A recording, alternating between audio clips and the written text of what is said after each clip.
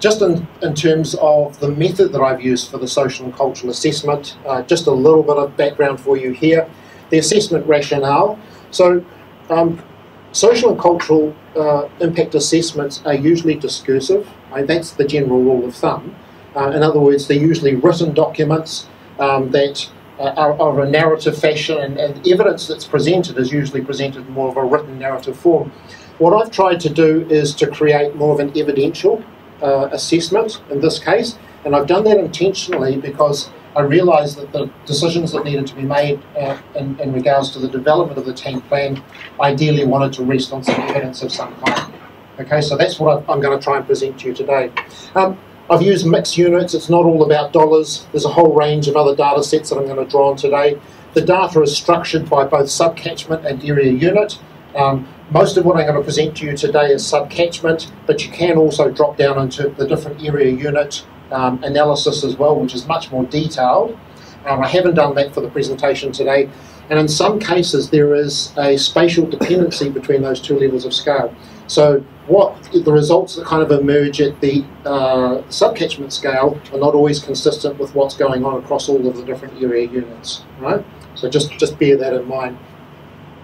And lastly today, the presentation I'm going to give you today is based on key insights only. So this presentation has been socialised over the last 5 or 6 days. It's been through a number of different presentations and with staff in the regional council and also with mana whenua.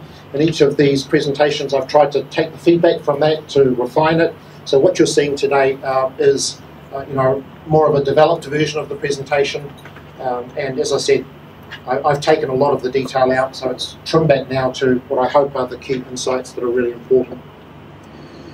Just in terms of our legislative responsibility when we undertake a social and cultural assessment of this kind, what I've done here is taken the definition of the RMA, which you'll find in Part 2, Section 5 of the RMA, and I've included these words in blue here just to contextualise that definition to what we're doing here in the TANK project, just so you get a sense of, from a legislative point of view, what it is that we're actually required to do. So we're talking about the sustainable management of community ecosystems in the tank catchments, while sustaining the potential of these natural and physical resources, safeguarding the life-supporting capacity of tank, water, soil and ecosystems, and avoiding, remedying or mitigating any adverse effects of tank community production and or consumption activities on the catchment environment. Now I've gone to the trouble of doing that just to make this point here, that when you strip out all of the words in the text, we're really talking about 3 core goals that are identified in the RMA. The goal of social fairness, of ecological sustainability, and this one here, which basically says do no more harm. Or if you are going to do harm, make sure that you mitigate, remedy, do your best to avoid in the course of that. Now, another point I wanted to make is that I think in what I have seen of the tank process today, this goal here has been poorly considered on balance.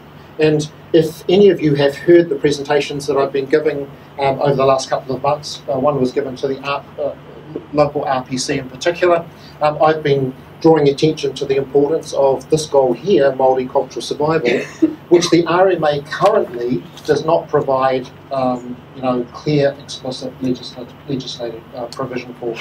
And yet I think that this is actually very, very important. What the RMA does do is it draws attention to the importance of Māori cultural well-being, but stops short of providing support for cultural survival. And of course those are mutually exclusive categories. Just because you've achieved well-being doesn't necessarily mean that you've achieved the goal of cultural survival, which just happens to be very, very important to Māori communities. And I'm going to actually pick up on both of these points here, the social fairness and Māori cultural survival dimensions, in the presentation that I'm going to give you today. Section 32 of the RMA requires that when we undertake an assessment of effects, that we give regard to certain criteria. We're supposed to look for the most appropriate way to achieve the purpose of this Act, to have regard to efficiency and effectiveness of policies, rules or other methods, to look at the benefits and costs of policy, rules or other methods, and the risk of acting or not acting if there is uncertain or insufficient information. And of course I'm drawing attention here to the precautionary principle, which I just want to make a bit of a point on, or comment on. Now, what I'm going to do later in this presentation is draw your attention to what I perceive to be the existence of risk associated with certain aspects of the plan. And for that reason, it's important, I think, that we keep this provision of the precautionary principle in mind, that it implies there is a social responsibility to protect the public from exposure to harm when scientific investigation has found a plausible risk. These protections can be relaxed only if further scientific findings emerge that provide sound evidence that no harm will result. And we'll come back to that point later on. So what I've tried to do here is to just give a visual depiction of the implementation pathway for the plan. So here's the plan here. Let's assume that we get the plan through the Schedule 1 notification, it gets passed, and we move to the implementation stage. The implementation will generate certain costs and benefits to the community. And one of those benefits, of course, will be enhanced aquatic ecosystems and indeed enhanced communities as well as the result of this interrelationship between these ecosystems and local communities.